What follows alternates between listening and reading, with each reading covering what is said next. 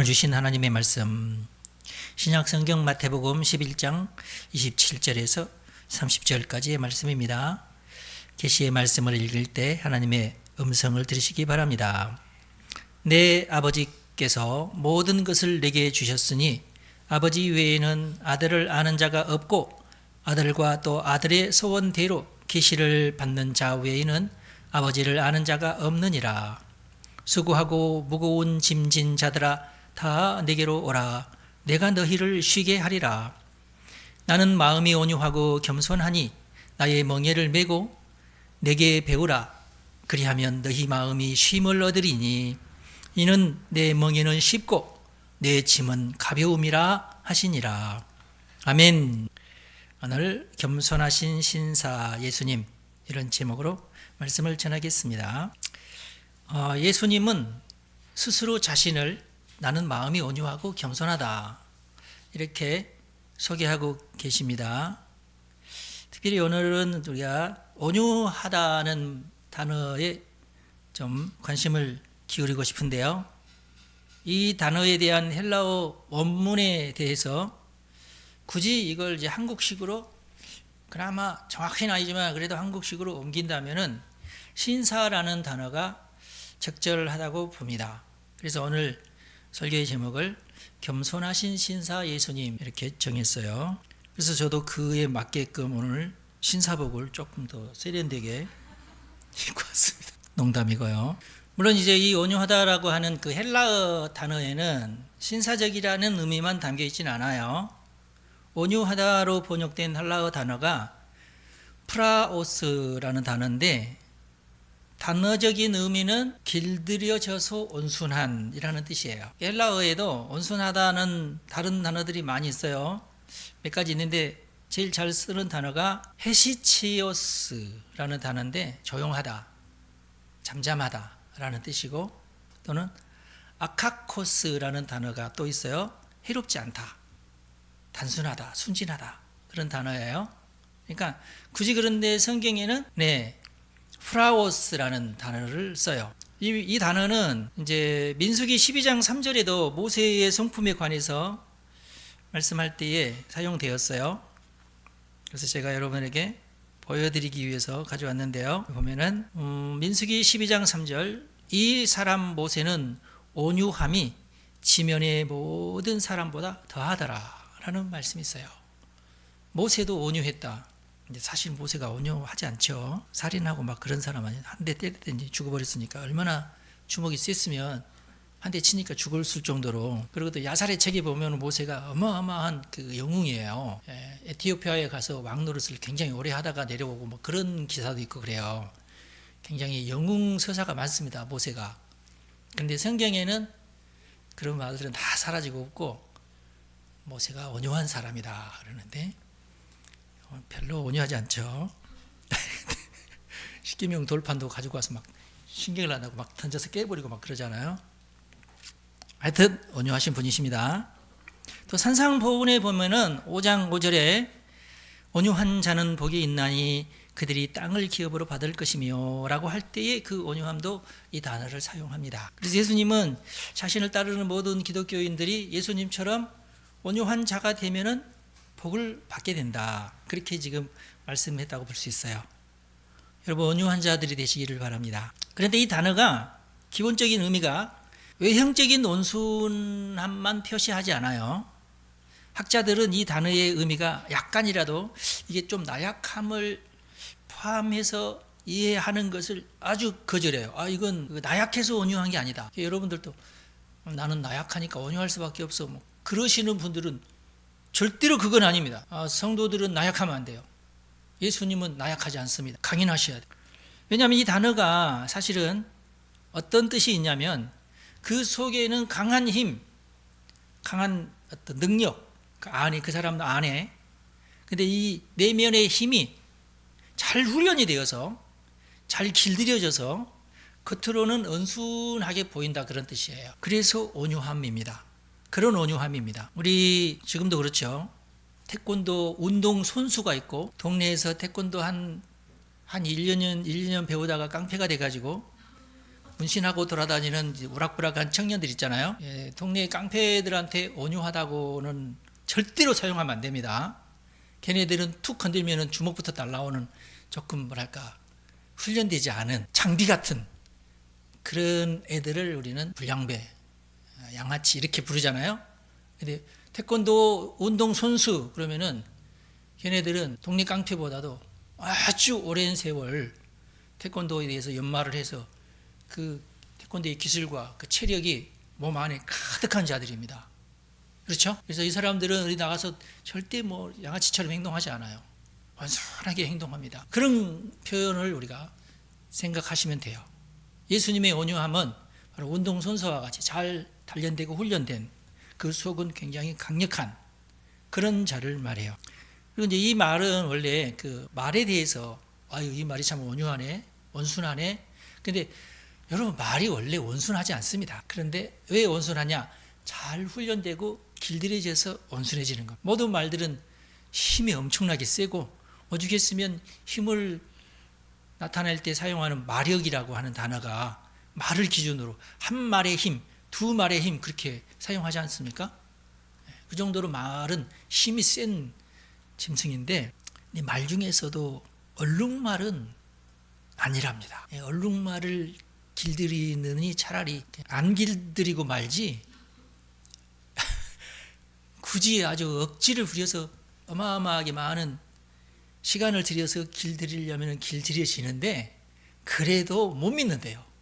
이놈이 언제 또 튈지 모르니까 얼룩말 자체가 그런데요. 얘가 또 맛도 없고 성질은 고약스러워가지고 밀림에서도 얘는 아주 그냥 깡패 같은 그런 놈들이래요. 그래서 얼룩말은 길들이지 않는데 그냥 동물원에서 애들을 장사하려고 이렇게 약간의 길들일 수는 있어도 아니라 명마는 겉으로는 굉장히 온순해 보이지만은 주인이 얘기할 때 주인이 어떤 신호를 보일 때 바로 즉각적으로 주인이 원하는 만큼의 힘을 내줄 수 있는 말, 그 말이 명마예요. 좀 그래도 명마가 아닌 애들은 주인이 오늘도 해도 너무하네 하면서 모른 척하고 이리 가라네 저리 가버리고 이런 말들을 이제 그런 말들을 명마라고 하지 않습니다. 하여튼 운동선수도 마찬가지고 경기에서 누가 승리합니까? 결국은 파워가 있고 테크닉이 있고 그리고 순간적으로 절제된 어떤 컨트롤, 판단력 이런 게 가능한 선수만 승리를 해요. 너무 당연하죠. 겉으로 온순해도 속으로 그런 힘이 없으면 절대 운동선수가 될 수 없습니다. 다시 말해서 우리 예수님이 온유하신 분이라는 말 속에는 예수님 안에 이미 전능하심이 충만하고 치밀하심, 지혜, 빈틈없는 지혜, 담대한 결단력, 그리고 모든 것을 장악하는 통제력, 분위기를 제압하는 어떤 능력 이런 것들이 다 가지고 계셔요. 그러나 겉으로 보기에는 온유하게 보이는 거죠. 따뜻하게, 부드럽게. 사실 우리 예수님은 하나님의 아들로서 창조에 직접 관여하신 분이시기도 하잖아요. 창조주. 그러나 성경은 절대 예수님을 어떤 장군이나 영웅, 알렉산더 대왕 이런 식으로 묘사한 부분이 한 군데도 없어요. 얼마든지 그들보다 뛰어나실 수 있지만 그러시지 않았습니다. 지극히 평범한 시골 랍비 이 정도로 그냥 묘사가 됐어요. 그리고 성경에서는 예수님의 가르침 또는 어떤 표정이나 말투 그리고 분위기를 장악하는 능력을 매우 부드럽게 자연스럽게 인자하게 그렇게 묘사하고 있죠. 참 귀한 거예요. 심지어 예수님을 공격하는 자들에게까지 예수님은 기분 나빠하시거나 얼굴 표정이 굳거나 그러시지도 않고 적절한 말과 지혜로운 행동으로 그들 스스로가 부끄러워질 수밖에 없을 정도로 그래서 더 이상 예수님에게 대항할 수 없을 정도로 그렇게 만들어버리는 장악력을 보이시고 계시죠. 성경에 항상 그렇게 예수님은 대적하는 적들에게 그렇게 아주 말 한마디로 아주 부드럽게 화를 내시지도 않고 이렇게 하시는 모습이 있지 않습니까? 항상 겸손하고 인자하신 모습, 세속적인 사람처럼 어떤 중압감을 표현하거나 공포 분위기를 조성하거나 어떤 딱딱한 분위기를 조성하거나 예수님은 그러시지 않아요. 말씀도 막 장황하지도 않고 짧게 하지만 모든 요소가 그 속에 다 담겨져 있는 한마디라도 땅에 떨어질 만한 말을 하신 적이 없어요. 저로서는 상당히 흠모할 만한 재능인데 저는 도저히 그렇게 못 쫓아가니까 설교가 막 길어지잖아요. 저도 짜증나요. 짤막하게 이렇게 다 끊어져야 되는데. 그래서 우리는 우리 성경을 다른 어떤 글보다도 더 소중하게 여기고 항상 말씀을 대할 때 귀하게 여기고 진리의 핵심이 더 가까이 가려고 이렇게 힘써야 할 줄로 믿습니다.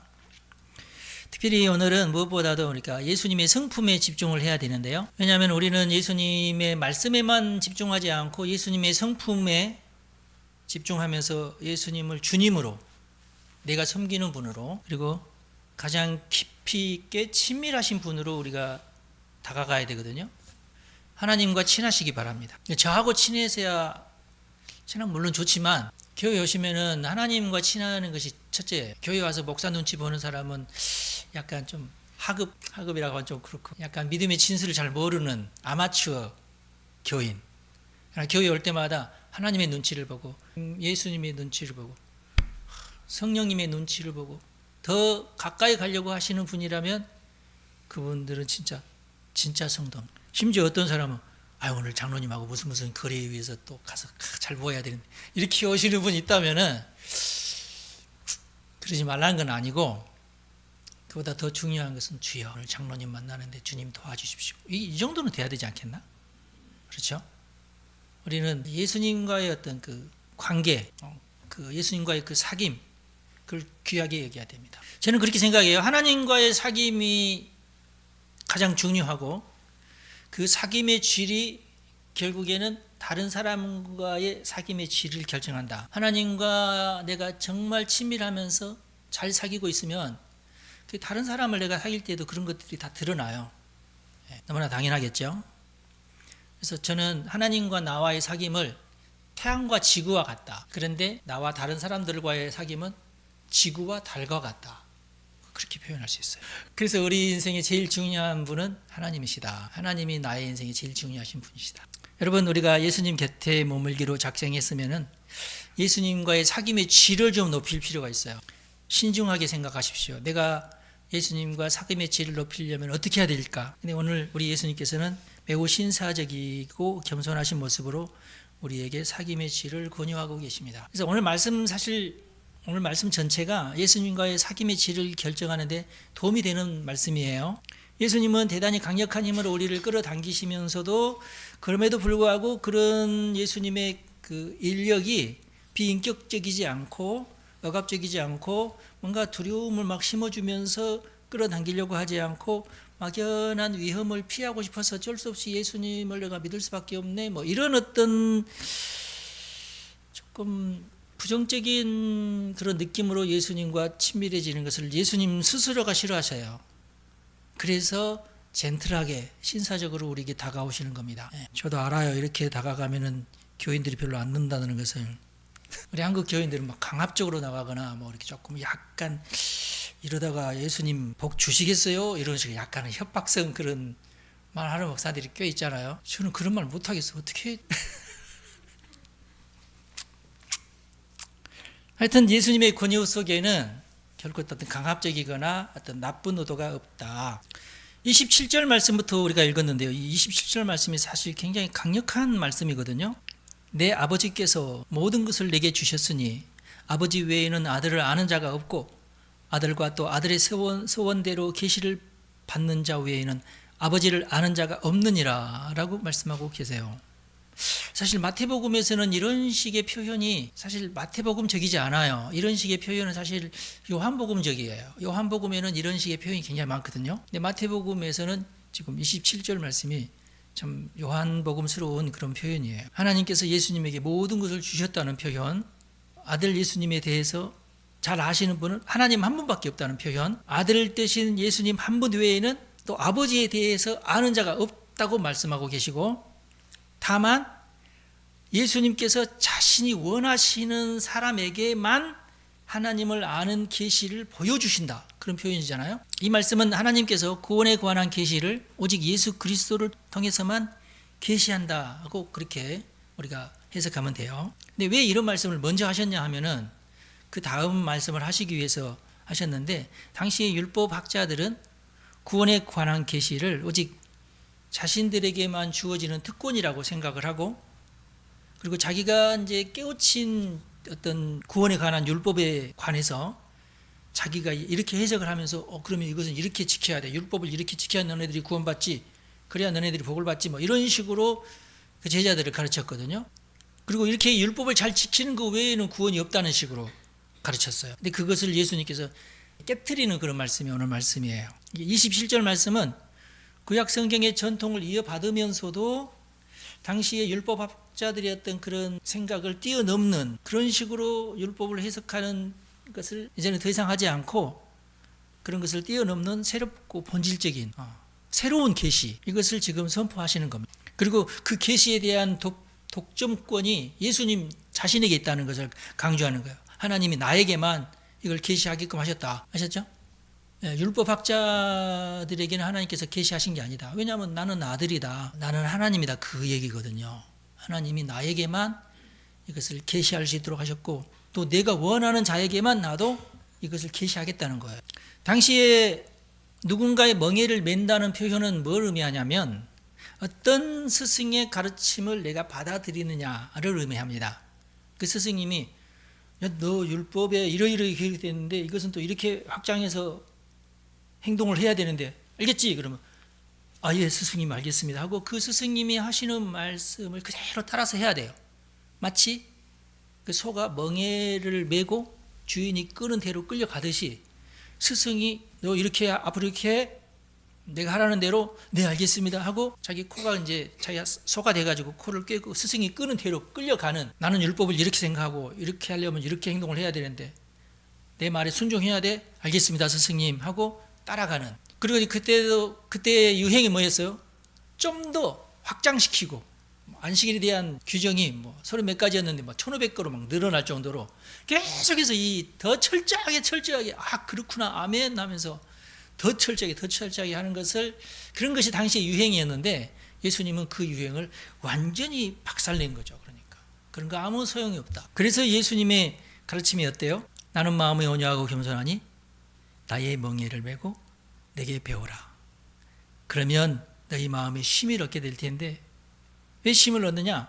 내 멍에가 너무 쉽기 때문에, 그리고 내 짐이 너무 가볍기 때문에. 당시 율법학자들은 수백 가지의 짐을 제자들에게 막 지우면서 자 이거 다 네 어깨에 메고, 자 코는 내가 너를 딱 잡고 내가 끄는 대로 너는 가야 돼. 근데 예수님은 노 나는 그렇게 하지 않겠다. 내가 너희에게 주는 짐은 가볍다. 전혀 없다가 아니에요. 가볍다. 그리고 나는 젠틀하다. 신사적이야. 강압적으로 오늘 또 했어? 나는 그렇게 하지 않는다. 자발적으로 쉽게 신사적으로 내가 너희들에게 멍에를 매겠다 그랬어요. 그러니까 예수를 믿는 것이, 교회를 다니는 것이 멍에가 전혀 없는 건 아니에요. 그런데 굉장히 가볍다. 누구든지 할 만하다 그런 뜻이에요. 그래서 이 예수님의 말씀이 어떤 너희들이 구원을 얻으려면 이 정도는 해야 돼. 어떤 노동의 강도의 문제가 아니에요. 이것은 예수님의 어떤 말씀 자체가 너희들에게 바로 마음의 편안함을 준다. 해방감을 준다. 이것도 의미하지만 예수님이 메어주시는 여러 가지 이제 짐들은 너무나 쉽고 편하다. 그 말씀을 해주시는 겁니다. 실제적으로 예수님의 십자가가 그동안 자신의 죄를 속죄함을 받기 위해서 했던 수많은 어떤 짐들을 내려놓게 하잖아요. 이제 더 이상 우리는 그 피의 제사를 드리지 않지 않습니까?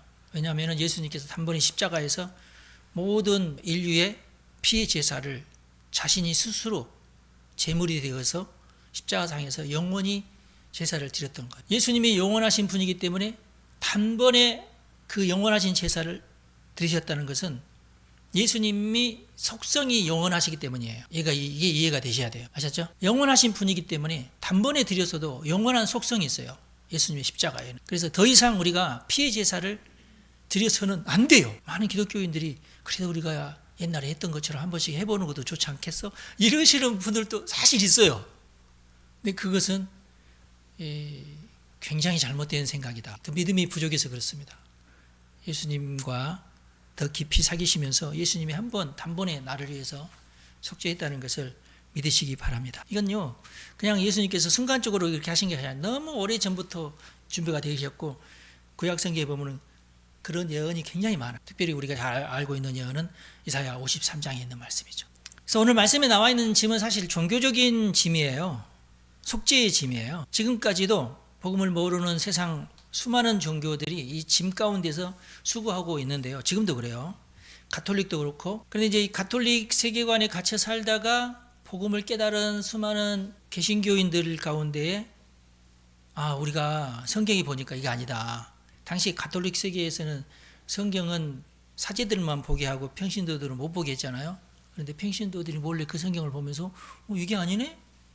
그리고 그것을 각 나라 말로 번역하기도 하고 막 그러면서 성경을 보면서 복음을 깨우친 많은 기독교인들이 올바른 신앙생활을 하기 위해서 저항을 했죠. 가톨릭에서는 어땠어요? 교황이 그들을 다 이단으로 몰면서 잡아들이라고 하고 심지어 도망가지 못하고 잡힌 사람들은 죽이기도 하고 죽이는 걸로 부족해가지고 심한 고문을 통해서 죽여서 그것을 효시까지 하고 너희들 말 안 들으면 너희들도 이렇게 돼 하면서 공포 분위기를 조성하면서 그 복음을 막았지만 결국은 종교개혁이 일어났죠. 그래서 가톨릭에서는 우리가 이제 이렇게는 도저히 못하니까 하면서 그렇지만은 이것은 꼭 해야 돼. 너희들이 죄 사함을 받으려면 꼭 신부에게 가서 고해성사는 해야 돼. 그러면 고해성사하면 신부가 뭐라고요? 알겠다고. 별로 중요하지 않는 죄니까 그러면은 송모송 10번 부르시오. 그럼 알겠습니다. 감사합니다. 용서해 주셔서 송모송 말고 또 다른 그 송가 있거든요. 그것도 몇 번 부르시오. 아니면 또 그러면 당신은 어디 가가지고 봉사하고 오시오. 이렇게 한다든지. 헌금은 잘 하려고 안 해요. 왜냐하면 워낙에 면죄부 때문에 가톨릭이 많이 공격을 받았기 때문에 헌금 얘기는 안 해요. 옛날에는 면죄부가 뭐였어요? 죄를 사함 받으려면 헌금해야지 이렇게 돼 있거든요. 그게 면죄부거든요. 여전히 가톨릭에서는 지금도 뭔가 이렇게 자신의 죄가 용서받으려면 신부가 하라는 대로 순종하면서 그 어떤 행동을 해야 돼. 죄를 씻는 행동을. 그게 우리 개신교와 가톨릭과의 가장 중요한 차이입니다. 가톨릭뿐만 아니라 불교에도 그렇고 힌두교나 이슬람교에서도 죄를 벗어나기 위해서는 꼭 해야 되는 행동이 있어요. 제일 흔한 것이 금식. 이슬람에서는 라마단 금식 유명하고 30일 동안 금식을 해야 돼요. 단식, 고행, 선행과 자선, 고해성사, 순교, 회개의 기도, 성사라고 있어요. 성사도 해야 되고 금욕도 해야 되고 보시라는 것도 있는데 다 설명하려면 한도 없고 끝도 없으니까 공독, 공양 이런 것들이 불교에서도 그렇고 가톨릭에서도 그렇고 기독교를 뺀 모든 종교에서는 죄 씻음의 모든 어떤 그 행위가 있어요. 기독교에서는 없어요. 오직 예수 그리스도의 보혈로 모든 죄가 다 씻음 받는다. 그런데 이것은 있어요. 날마다 발은 씻어라. 그게 뭐예요? 사소한 누구 사람 죽이고 이런 게 아니라 사기치고 이런 게 아니라 사소한 범죄 있잖아요. 내가 오늘 친구한테 너무 심한 말을 했는데 미안한데 그러면서 하나님 오늘 내가 친구한테 너무 심한 말을 했는데 그놈이 그럴만 했지만은 그래도 그렇게 날마다 잠들기 전에 회개하고 자라. 이게 발을 씻는다는 거예요. 그래서 그리고 주일에 와서 하나님과 교제를 하면서 모든 죄의 유혹을 물리쳐라. 그래서 우리 개신교에서는 주일이 그렇게 중요해요. 주의 날이지 않습니까? 그래서 우리에게는 이제 죄 사함보다는 죄 사함은 너무나 당연한 거고 세례 받으면서 다 우리가 죄가 사해졌다고 우리가 믿는 거고 그리고 이제는 뭘 해야 되느냐? 그래도 멍에는 또 있으니까 아주 가볍지만 그 멍에는 있으니까 그것을 날마다 회개의 기도를 통해서 그걸 씻고 그리고 우리 개신교에서 제일 중요하게 하는 것이 주일 성수. 이게 왜 그런 줄 아세요? 주일 성수가 왜 개신교에서는 중요한지 아세요? 죄를 범하고 나서 회개하는 것보다는 죄를 범하지 않는 안전장치가 주일 성수입니다. 할렐루야. 이게 제일 그래서 우리는 핵심이에요. 우리는 되도록이면 죄를 범하지 않겠다는 거예요. 거기에 대한 안전장치가 주일 성수. 이해가 되시죠? 근데 물론 이제 우리 한국 교인들은 거기에 만족하지 않고 우리나라 사람들은 굉장히 열정적이잖아요. 우리는 안전장치만 필요한 게 아니라 우리는 복까지 받겠다. 네, 우리는 또 기복신앙이 원래부터 많아가지고 그래서 우리 기독교가요, 우리 한국 기독교의 특이한 점이 뭐냐면 주일 성수를 통해서 죄를 범하지 않으려고도 하지만 복까지 받으려고 해요. 그래서 주일에 복 받을 짓을 많이 합니다. 그래서 막 전도도 하고 선행도 하고 헌금도 많이 하고 네, 그래서 다이나믹한 삶을 살기를 원해요. 한국 기독교인들은. 그래서 쉽고 가벼운 짐만 지려고 하는 것이 아니라 적극적이고 희생적인 삶을 도전하는 경향이 우리 한국에 강해요. 할렐루야. 근데 만약에 이제 개신교인이면서 나가 미안해서 내가 죄를 너무 많이 지었는데 미안해서 열심히 봉사라도 해야지, 그건 아니다. 그건 캐톨릭적인 거다. 여러분 중에서도 혹시 그러신 분이 있으면은 그건 캐톨릭적인 거니까 죄 사함은 다 예수님 십자가에 다 해결된 줄로 믿으시고 대신 복 받기 위해서 선행을 하는 거죠. 그러니까 고해성사나 이런 것이 중요한 게 아니고 다른 사람을 돕는다거나 좀 전도를 한다거나 이런 것을 통해서 복 받으려고 하는 것은 좋아요. 그러니까 여러분들이 이제 개신교인으로 살면서 나는 복까지 받아야 돼 하면서 적극적으로 사실 수도 있고, 아니면은 나는 그저 평범한 신앙생활 하면서 살아야지 하실 수도 있어요. 근데 그 이하로 살려고는 하지 마세요. 예. 여러분 주일 성수 잘 하시기 바랍니다. 근데 그 이하로 떨어지면 안 돼요. 그래서 여러분들은 오늘 주일이 되어서 예배드리는 목적이 뭐냐면 죄 씻기 위함이 아니라 하나님과 더 깊이 있게 사귀기 위해서 나오는 거예요. 그게 개신교의 첫 번째, 아주 기본적인 개신교인의 정체성입니다. 예수님과 더 깊이 사귀려고. 우리가 예수님의 그 온유하심에 대해서 막 깊이 제가 얘기했잖아요. 그게 결국은 그렇게 성경을 공부하면서 이렇게 내가 예수님하고 더 깊이 사귀어야 되는구나, 이것을 우리가 깨닫기 위해서예요. 말씀을 듣는 이유가 거기 있어요. 그러면서 하나님을 찬양하고, 찬양도 아주 중요합니다. 하나님을 기뻐해야죠. 하나님을 기뻐하지도 않는데 어떻게 사귈 수가 있겠어요? 억지 사귐이 아니잖아, 우리는. 그래서 찬양이 소중하고 기도가 소중하고, 예물을 드리면서도 예수님은 뭐라고 말씀하셨어요? 과부가 드린 그 둔입이 너무너무 소중하다. 하나님이 그런 걸 받으신다. 그러니까 정성 어린 예물, 그 액수가 중요하지 않고 얼마나 그 예물에 네 마음을 쏟아 부었느냐, 그만큼 내가 애틋한 마음으로 하나님과 더 가까이 가려는 그런 마음이 있느냐 없느냐가 중요하다, 그런 뜻이에요. 이게 진짜 기독교입니다. 그리고 하나님의 말씀을 들을 때에도 정말 내 영혼을 열고 하나님의 말씀을 듣고, 그리고 성령과 교제하고 기도하면서 하나님과 대화하고, 또 성직자가 축도할 때에 하나님 나에게도 저 복을 주시옵소서, 간절한 마음, 그렇게 하는 것이 주일 예배의 핵심입니다. 그게 제일 중요해요. 물론 이제 가톨릭에서 행하는 모든 선행이 의미 없다는 뜻은 아니고 선행은 의미가 있어요. 근데 그것을 죄사함을 받기 위해서 하는 선행이 아니라 하나님께서 나에게 복을 더 주시기 위해서 내가 선행을 하는 것, 그것이 중요하다. 하나님은 복을 주시는 분이십니다. 그리고요, 하나님도요, 여러분들이 헌신할수록 복을 주시는 거지, 헌신도 안 하는데 막 복을 주시거나, 저는 또 제 경험은 또 그건 아니에요. 뭔가 헌신적인 것이 있어야 더 있어요. 그래야 나도 편할 거 아니에요. 하나님의 복이 뭐 로또 당첨 그런 건 아니잖아요. 분명하게. 다만 이제 민사의 경우는 달라요. 성경에서 하지 말라는 것도 있지만 내가 다른 사람에게 하지 말아야 될 어떤 것을 해서 그 사람에게 손해를 끼쳤으면은 성경에는 뭐라고 그래요? 회개기도 하러 오기 전에 그 사람한테 먼저 가서 손해를 배상을 해줘라. 그러고 나서도 또 와서 하나님한테, 하나님 내가 그 사람한테 잘못한 것이 있었는데 다 내가 갚긴 했지만은 다시는 내가 이렇게 뭘 이렇게 내비나 갚는다는 것 자체가 여러분 큰 소리잖아요. 다시는 내가 그렇게 하지 않겠습니다 라고 해야 된다, 그런 뜻이에요. 개신교가 중요한 이유가 뭐냐면 주일을 그렇게 성수하면서 뭘 예방한다고요? 내가 앞으로 저지르게 될 죄를 예방하는 겁니다. 그러니까 다른 종교는 죄를 범하고 나서 회개하는 게 다른 종교인데, 우리 개신교의 특징은 나도 얼마든지 연약해서 죄를 지을 수 있는 그 가능성을 주일 예배를 통해서 차단하는 거예요. 주일 예배의 핵심이 뭐라고요? 사귐.